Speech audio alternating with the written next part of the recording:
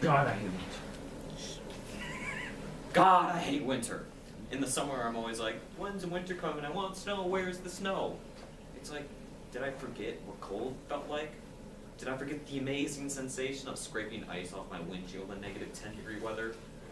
You never seem to miss summer until you're forced to shovel your driveway because another foot of snow is coming the next day and you have to shovel it again the next day and it sucks.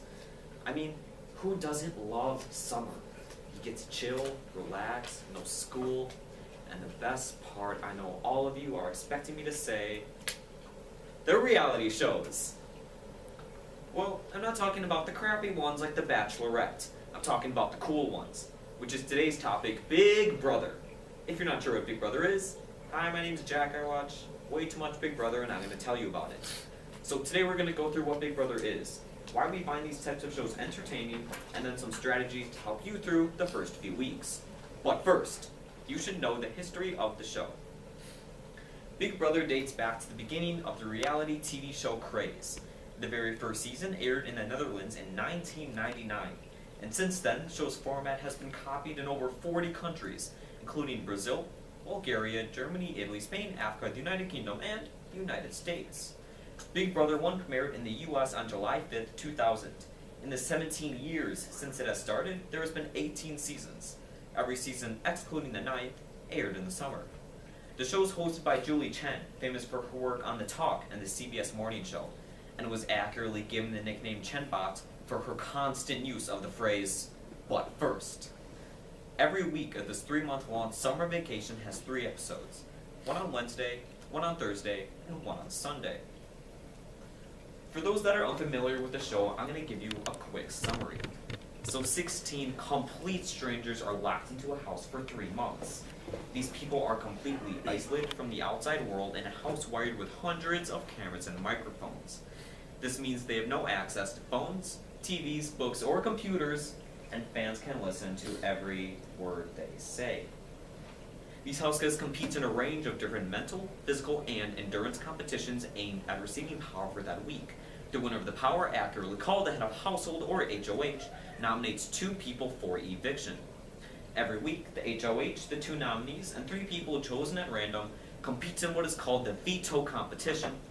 The winner of this competition gets the power to either remove themselves from the nomination block or remove another nominee. If they do this, the HOH has to nominate a new nominee to replace the old one. And at the end of the week, the house guests vote to evict one of the 2 nominees from the house. Every week, 1 person is evicted until there are 2 people left. At this point, the last 9 people evicted, called the jury, vote between the last 2 people, and whoever wins earns the grand prize of $500,000. All of these events, along with funny and dramatic moments, are packed into the 3 weekly episodes on Wednesday, Thursday, and Sunday. Die-hard superfans, like me, that are subscribed to the live feeds, get a 24/7 front row seat to the strategies, lies, and double crossings in the house. But this raises the question, why do we find this entertaining? This show is literally 16 people in a house eating and sleeping. Yet I watched the live feeds for hours during the summer. To answer this, I did the only thing I knew how to do. I Googled it.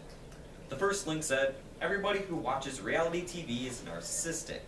So I ignored that one and then I actually found a good website, so quoting Stephen Reese from PsychologyToday.com. Commentators contend the show is pedo-blatant voyeurism. So I didn't know what voyeurism meant, so I Googled it, and by definition, it is the enjoyment of seeing the pain and distress of others. Makes sense. So basically, you recently enjoy watching reality TV is that we can see people get hurt. Dr. William F. Frey illustrates this perfectly. He coined the term play frame, which is when a real-life situation is put in non-serious context, which prompts an unusual psychological reaction. In other words, this explains why it's not so funny when we see somebody jump off a building, but we do find it funny when we see somebody get kicked in the groin or tripped in the hallway. It's what makes Big Brother so fun to watch, but it's also what makes it so hard to play. And if you want that $500,000, you're going to need a strategy. Big Brother is a game built on competition, but winning a lot of challenges will not get you the money. It's also a social game. If you watch the live feeds, you might notice that there is a ton of downtime in the house. And when you get bored, you can't just hop on Netflix and binge watch every season of Chopped. You have to socialize with the same people. for 3 months. There may be someone in that house you hate more than anything, and you would have to deal with it. If you go into that house extremely negative, people may not like you, and you could be voted out. If you're too antisocial, you risk missing important strategic conversations, which could jeopardize your gameplay.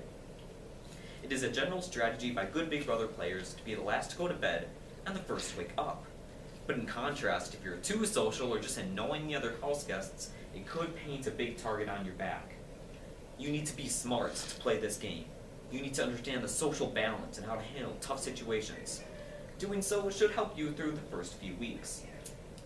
It has been my dream to compete on Big Brother for a while now, and as soon as I turn 21, I'm applying for this show. And the funny thing about this speech, I actually chose to do it so I could say I did it when I applied for the show. I'm hoping it makes me sound more interesting. I think you understand, right? I mean, I'm doing this for $500,000 here. But all that aside, today we learn the history of Big Brother, what it is, why we watch it, and a few strategies to help you through the first few weeks. I hope you all tune into Big Brother 19 starting this June. It should be the summer vacation of a lifetime. Thank you. 608 Jeff.